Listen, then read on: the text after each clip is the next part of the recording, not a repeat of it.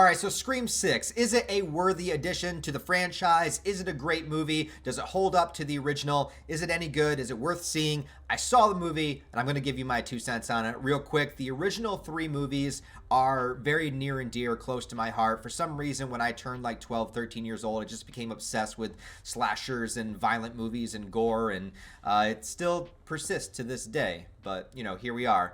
Anyways, those original 3 movies are just kind of in a separate category, in my opinion. They are just like movies that I really love, even though the third one isn't that great. Wes Craven directed them, of course, who was one of my favorite horror directors of all time. And he also came back to do Scream 4, I think, in 2011. But last year, they decided to do the requel of Scream 5, still continuing the franchise, not remaking it, but starting over kind of with a fresh new cast, a fresh slate, but still bringing in the old characters to kind of pass the torch, which is a trope that is happening in a lot of movies now. The Creed movies, Star Wars, there's a lot of movies that have been doing that. And so Scream has played on that and has been self-aware of that. But that's one thing that there's 2 very main factors of the Scream franchise that I think separates it from a lot of horror movies and are really, really special. The number one is that it's a different killer in every single movie. So every movie, not just as a horror movie, not just as a slasher movie, but it's also a mystery movie. You're also trying to uncover who is actually behind the mask and who is doing it and who's the person in the group that's going to betray them. And so it has this extra factor to it that is a lot of fun, so that the first time you watch the movie, you're trying to put the clues together yourself and discover who the killer is.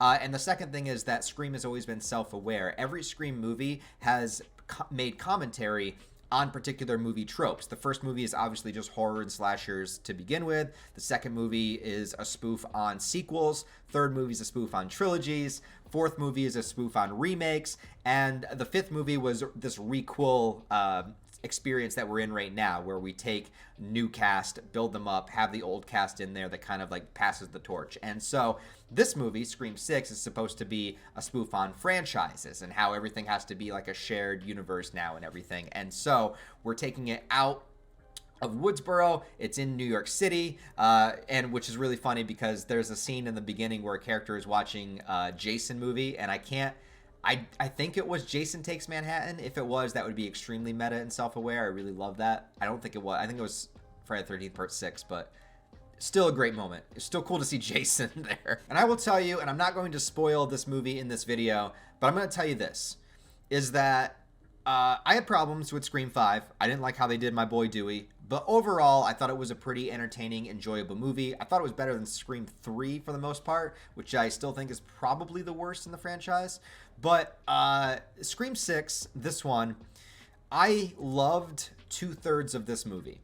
The first act and the second act I thought were great, and I loved almost everything about it. The third act, I think it falls apart. But of course, I can't spoil the third act because that would ruin the movie experience for you. So what I will say is that from the very beginning, the opening scene of this movie, now every scene in every Scream movie has an opening scene, an opening kill, right? It usually always starts with a phone call. You hear the Ghostface voice on the other end, which ultimately leads to a protagonist or dying very early on in the movie. And I will say, you are in the 6th movie in a franchise right now, and so you got to do something different. And I think what they did with the opening kill scene in this movie was awesome. I thought that was incredibly intelligent. I thought it was a great twist. I thought it was really unique. It was something that I wasn't expecting. I thought the way that they did the opening kill, which I'm not going to spoil, was absolutely fantastic. And from the opening title, like the kill happens, the title goes on the screen, Scream 6, I was like, motherfucker, I'm in. I was like, that was fucking awesome. Like, you seriously are subverting all expectations here. Like, this is crazy. Like, the opening kill scene was awesome. And I was like, all right, I'm on board. And then we introduced our characters. I get to see my future wife, Jenna Ortega's there. Also, Melissa Barrera. I mean, come on, man. Like, everything is great in the beginning of this movie. I'm like, all right, let's do this. They're living in New York City now. And, of course, things start to go haywire. So there is another killer. And I like one aspect of this movie, this isn't really a spoiler, is that it also kind of plays on the idea of conspiracy theories and people that are really into true crime and things like that, because in the last movie, everything that went down in Woodsboro is, of course, public knowledge. So people think that Melissa Barrera's character, Samantha, I think is her name in the movie, she's the daughter of Billy Loomis, which is revealed in Scream 5. That's not a spoiler either. People believe that she was actually the killer and that she got away with the crime. So they think that she was the killer from Scream 5, and so people are going out of their way to antagonize her, send her threatening things on social media, film her when she's in a really embarrassing position. So people are really coming at her because they think that she killed her boyfriend and got away with it. And in this world that we live in right now, that the social media police is basically like what happens. I mean, this is how people get canceled. People go on hive mind mentality. One person starts a rumor, people start to perpetuate it. You go with no evidence whatsoever and you completely demonize another human being. So all of that is pretty relevant, and especially within a Scream movie, which always plays on the tropes of the time and things that are going on in the world. I think that was a really unique thing that they threw in there, and I appreciated that aspect about it. Next thing I really appreciate about it is the Ghostface murders in this movie. This Ghostface is brutal. He's intense.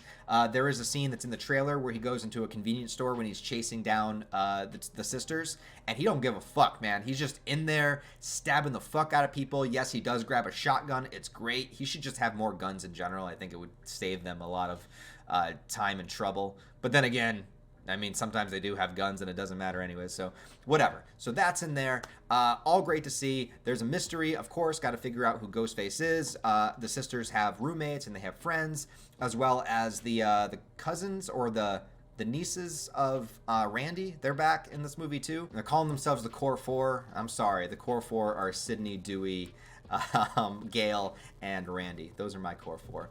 By the way, Gale is in this movie. Unfortunately, Dewey's not, because they fucking killed him in Scream 5, which was...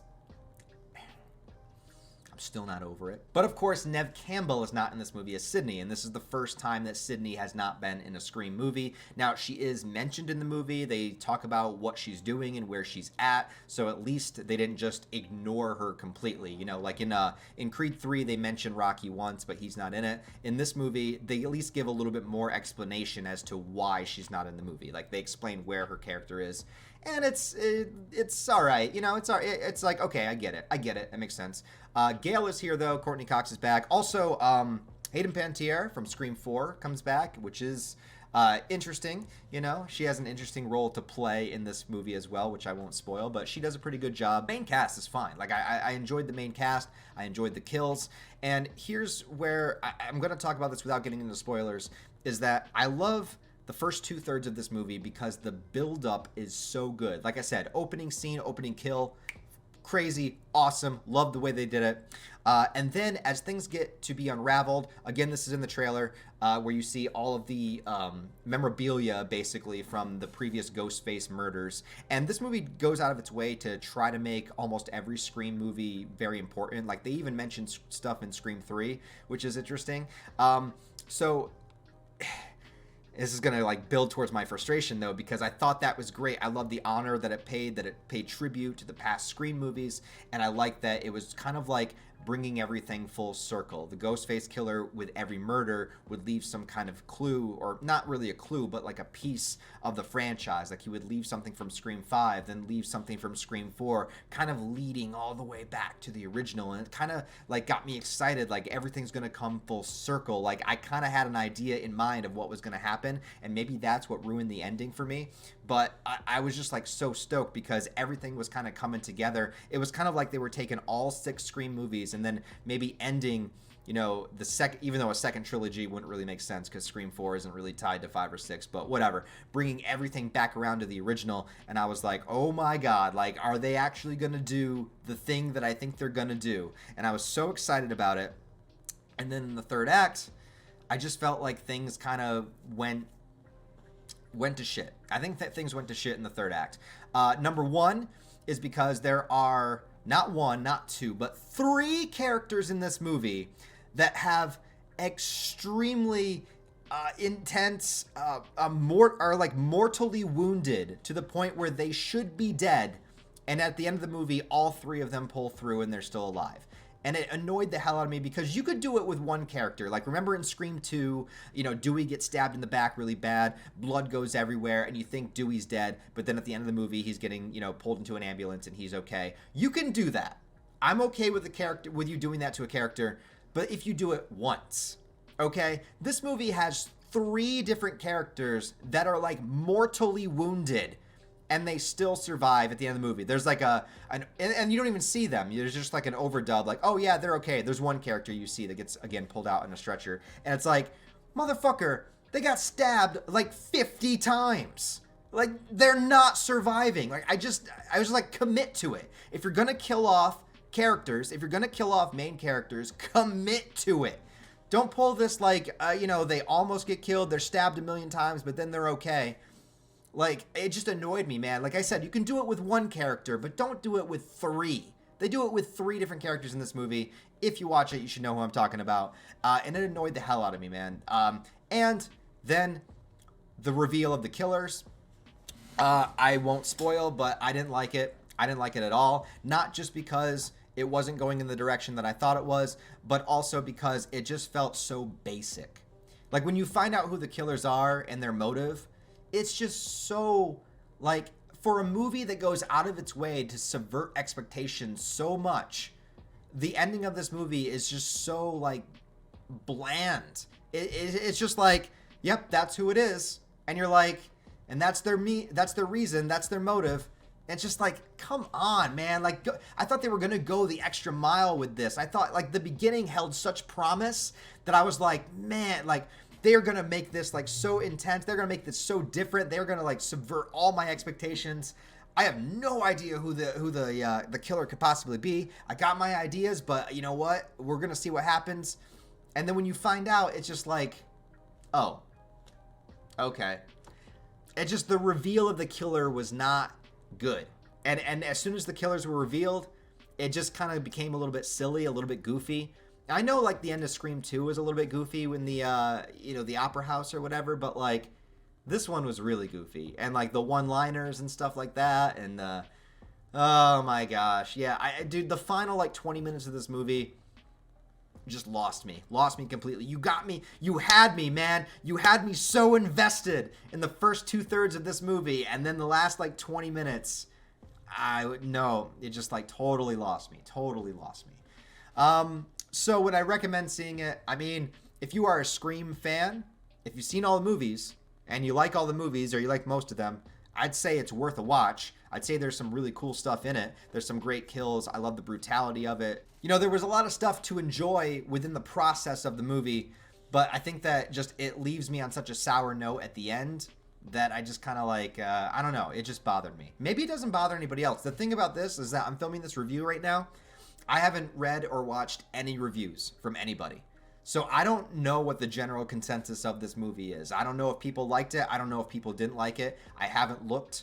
So I might be in the minority. I have no idea. But I will say, if you're a Scream fan, horror movie fan, it's worth going to the theater to check out if you just want, like, a good time for a little while. But if you're, like, heavily invested in the franchise, I don't know how the ending's going to hit you. I feel like it let me down. I feel like it had a lot of promise but let me down.